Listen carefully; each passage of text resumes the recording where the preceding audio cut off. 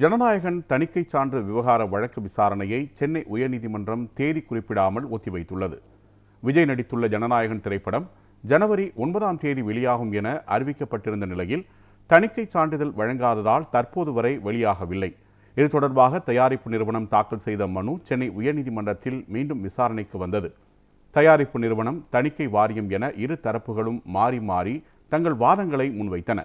தணிக்கை குழுவின் நடவடிக்கையால் மன உளைச்சல் ஏற்பட்டுள்ளதாக தயாரிப்பு நிறுவனம் தரப்பில் வாதிடப்பட்டது. இதற்கிடையே மறு ஆய்வுக்கு அனுப்ப முடிவு செய்யப்பட்ட நிலையில் இந்த வழக்கு தாக்கல் செய்யப்பட்டதாகவும், இல்லாவிட்டால் படம் மறு ஆய்வு செய்யப்பட்டிருக்கும் என்றும் சென்சார் போர்டு தரப்பில் தெரிவிக்கப்பட்டது.